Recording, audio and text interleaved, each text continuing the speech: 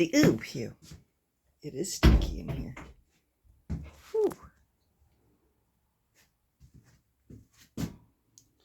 You gonna ask me what I'm doing? Nope. You're just gonna tell me. Okay, I'm making pickups.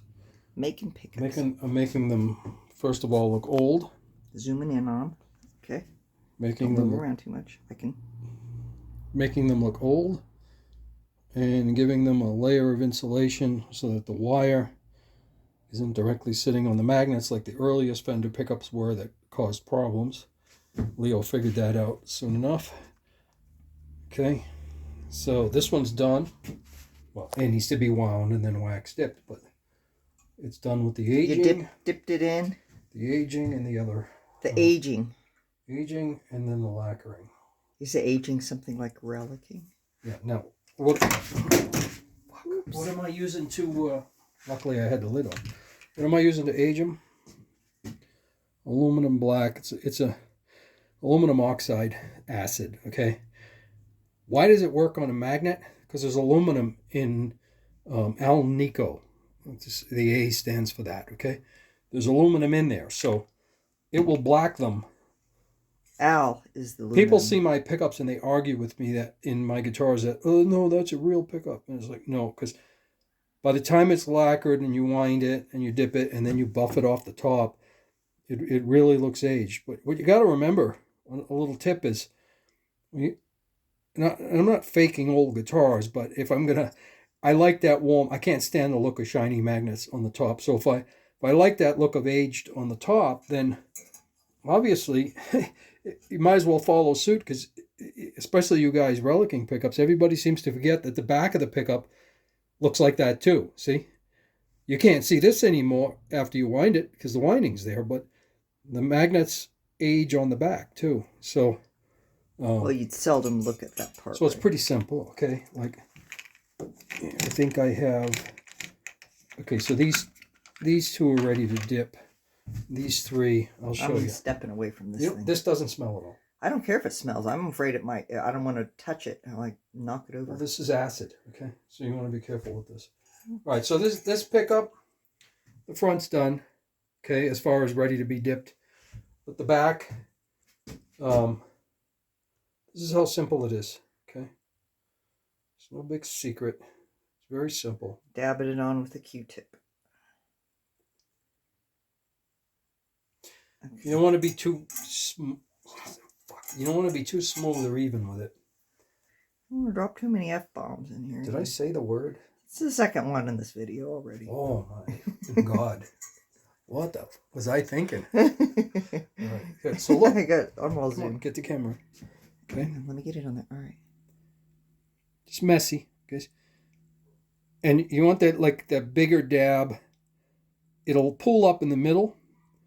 And for some reason, that really looks like naturally the way they look. Oh, they're grabbing each other. Yeah, I magnetize my pickups first, which all right is a pain in the ass, but I like to do that.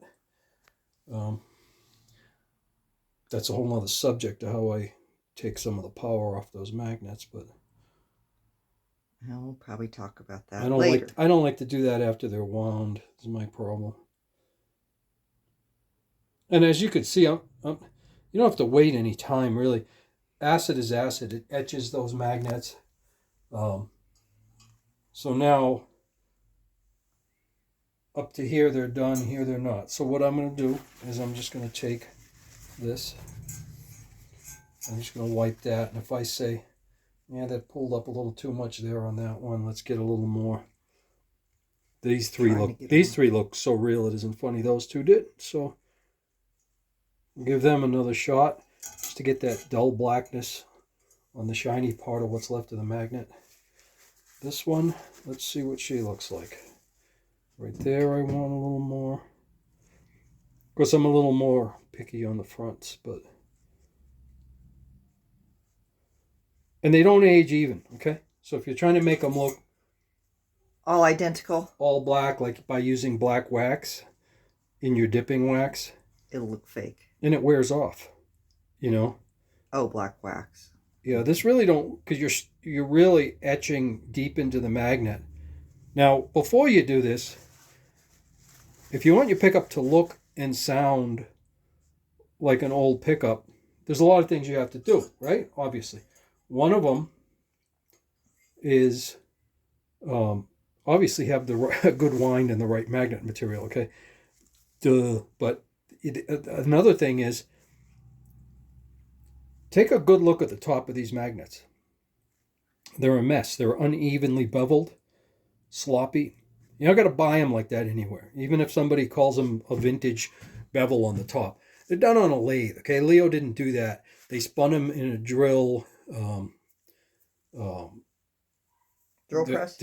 Well, I'm not exactly sure, but the legendary pickup maker, whose name I can't think of right now for some reason, which is really...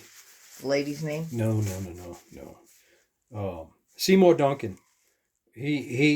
I met this guy too, but I never bothered to ask him this. I wasn't smart enough to ask him a question like this, but I guess Seymour did, because all he did was make pickups. But he asked him how they beveled those pickups in the day. And he used to come over to a friend of mine's, and I met him one day. But he said they just spun them in a drill or something like that, on a piece of sandpaper. So they're uneven and they're sloppy. Now, two things happen here. One is, if you finger pick like I do, you can't stand hitting a sharp edge. Like on an Eric Johnson guitar, those Eric Johnson, the magnets are so freaking tall and so sharp on the edges. I don't know how he plays those. But even if you get your pickup way down low, you're gonna catch that with your fingers. So what I do is I just slop them up, and it gives all those sloppy lines on the top. That's what the original one had. And then the acid etches into that sloppy 220 grit, pretty much is what I use, and it makes it look so real, Okay, so makes it look old. Yeah. Okay, so you see that's perfect on the back. All right, now I don't know if I wiped this one. I didn't, but it's looking good, so we'll just give it. Oh, look at that. Okay, that's nice. All right. By the time that's all dipped and everything in wax and the lacquer, all right, this one I did before. Yes. Okay. I'm not gonna say F-U-C-K.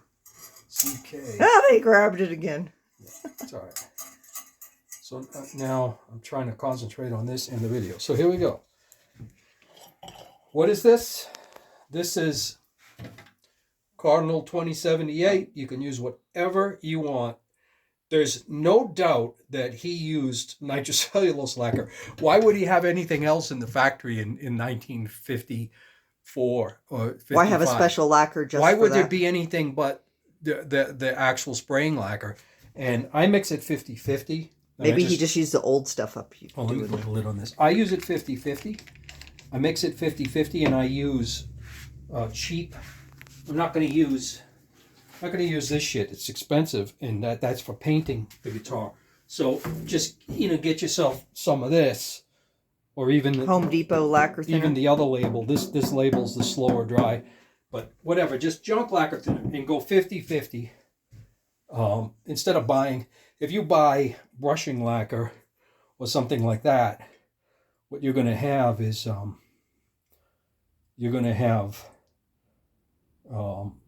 it's not going to be nitro, whatever they have down there, Homie D's or someplace like that. So if you don't paint guitars, or just order some nitro, have it around. Now, I'm not too picky about these this way. What I do is I just set this like this, okay, and then I just blot them, okay, to start with. Now there are areas I want cleaner than blotted. All right, so just run this along. All right, I want that clean in there. Don't hit your magnets though, okay? That's not something you should be doing. I like the edges to be wiped off all the way around. This is not some big rocket science thing, okay? And then... So the main thing is that you have those posts in the middle that are covered? Those magnetic posts? In there, yeah. Okay. So that the outside part, you're straightening that up on his early broadcaster pickups, he didn't do anything. And those things, people can see what I'm doing here, okay? Just lightly. I'm trying to make it so they can see. Yeah, just very lightly. It's just not a big deal. Get in right here so you're not interfering too much And lacquer, it disappears. I mean, you see that lump of lacquer right there? I could wipe it or not. That's when that dries, it's just going to sink. Lacquer sinks like freaking crazy. Okay, so done with that one. Obviously, this is only going to handle 2 guitars. Okay, so just in case you didn't see, you see it again. Nice aging on the back. Nice aging on the front. The top. Top and the bottom. What's that say? That's that squirrel that lives under my shed. Oh my god. We're waking his ass up. A little stinker. Yep. Maybe he don't like the smell. Just teasing, I know. I think he's hearing the sound. Okay, in she goes. There's no big, It's like making tea. It's not like dipping a pickup where you're waiting for the wax to come out or something. You just want to get it good collected. You can see it collecting on those pull pieces. Because that wire, foam var, has an insulation on it, but not the greatest insulation in the world. A lot of people put a piece of tape here. Very thin tape. I don't like that. I don't suppose it's a problem if it's something you like, but it's not the way he did it. So for me, I've designed all kinds of pickups myself, and to me, nothing sounds better than an actual 50s Strat pickup. So I don't have a need to rewrite the world on pickups. So I'm going to do it now. They didn't blot them like this in the factory. They just dipped it and hung it, okay? So you don't have to blot it if you don't want to. It's not a big deal. Not in any way, shape, or form.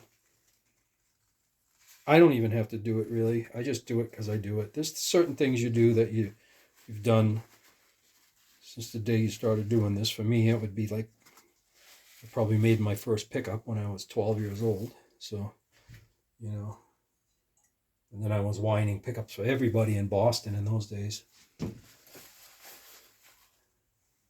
All the vintage guitars, pickups would die in them for various reasons. We used to have Dan Armstrong's original machine over there. Eddie Murray had it. He taught me how to wind pickups in the late 1970s. All right.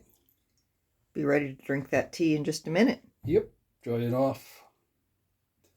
Might as well show this is the last one. Why bother with any more? It's all the same. But, well, I'll do that in a second here. Hang with me. Just give them one good last shot of one. See that lacquer now on that one? By now, I'll show you that one in a minute. I'll pick it up. That lacquer is like... Oops, I zoomed in too much. It's sinking. It just like I say, if you don't have any experience with lacquer, let me clue you in. It just dissipates and sinks.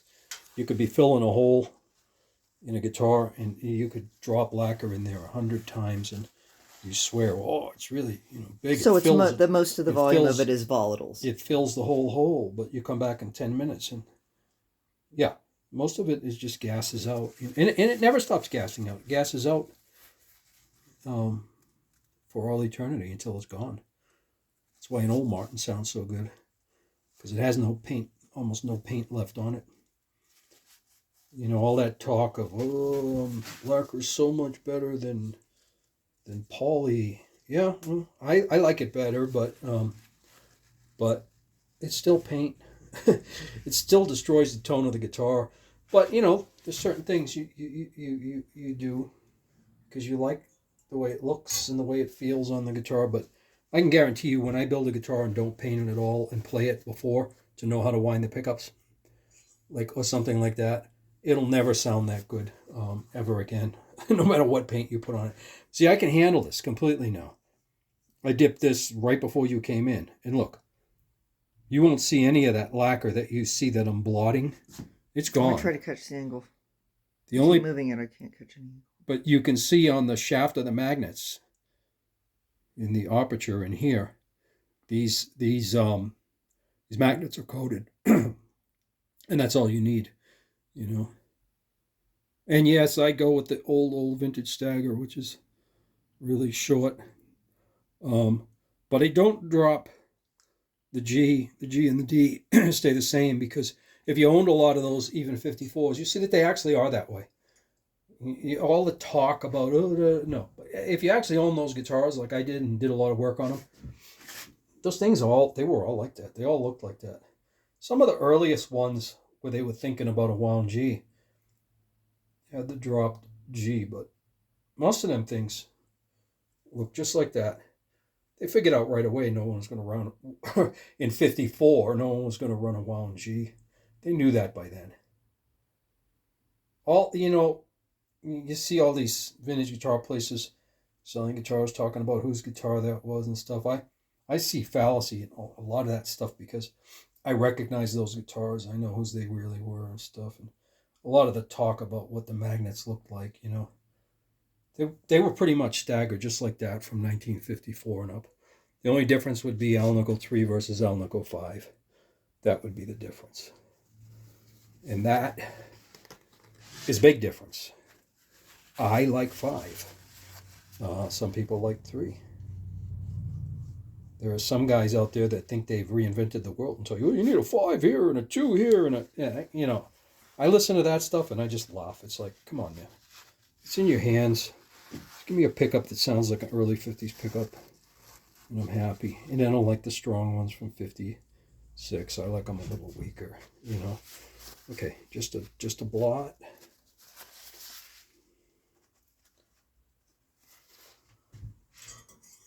One left. Let me roll that out of the magnetic field. And if you magnetize your pickups first, don't be smacking them against each other and stuff unless you know how much you've aged them. What I used to do, I don't do it anymore, but I used to stick them to the block of my hot rod, and just and drive for a couple of 2-3 months. And because what ages a magnet in reality obviously is degaussing it, right? But did somebody degauss your 1955 Stratocaster pickup? Did somebody walk up to it and degauss it or put a reverse magnet against it? No. What ages them is hot and cold. Okay, the change is from hot and cold. You can see a guitar that's very clean, pretty clean, but that was from someplace up north where it was really cold, like in Canada. And that guitar will have a really weak sound, very weak aged pickup sound, because where I grew up in Boston, you took your guitar somewhere to play, it was in a warm house, it was cold, and what we used to do is put the case down on the floor, and all the guys who knew what was up knew, don't open that, you'd unclip the latches first and just let it sit for 10 minutes, because if you open, that guitar wouldn't play in tune, especially if it was like a 60 Strat or something with a real skinny neck, which we had a lot of in those days. That thing would be all over the place for the first 5 songs. Everybody'd be laughing at you because they were there earlier and their guitar's in tune and yours isn't. But you just let it acclimate, and that's what gets the magnets, because, like I say, nobody's putting a magnet against your magnets. How are they aging? Well, they're aging from the temperature change. Temperature change takes a lot out of them. And if you choose to say, oh, I don't want my magnets aged at all, that's fine too. There's nothing wrong with that. That's and it'll definitely sound like an old guitar, because that's what they sounded like. And you see, there's not a single drip. I don't even know why I do this, but because I can use these paper towels at a later date. But there you have it. There's 6 pickups looking like I want to see them before the wind, and that would be, hold on. That'll be the next video? I don't know about that, but I don't like to be disturbed when I'm winding. But that's what you got. Let me zoom in. And now wax dip that and then polish the wax off the top. Those magnets will you see, you want them black in the middle, but you want that blackish color on the outside edges too, And then naturally as you play it, and it's real. that the oxide oxidized the aluminum in the alnico. So it's real aging. It's like, that's why it looks real. You know, if you use paint or black wax, like a lot of guys do, they dip in black wax after to sort of get that look. I like this better, and it's cheap. What's this, like $7 or something? I think it might have been. Can you see it in the camera? Hold it still. Yep, there you go. I think it was $9.99 maybe, Okay, if you or live in maybe a, if you live in $12.99 on a, Amazon. if you live in a bigger city and you walk into a gun store, this would possibly be on the shelf, because Birchwood Casey.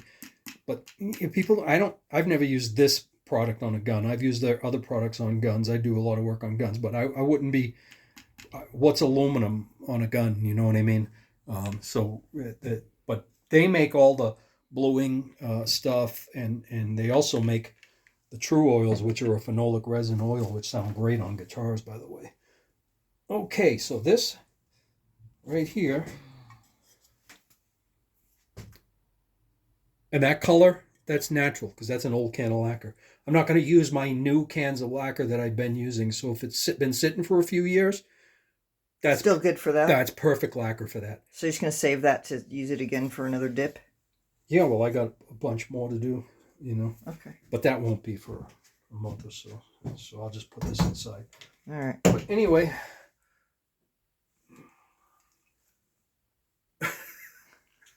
I hate these glasses, but I need them. Peace out. Magnet dipping. Oh, what did we say today? Happy New Year. Happy New Year, everybody, from Michelle and Bob. All righty. Later, everybody.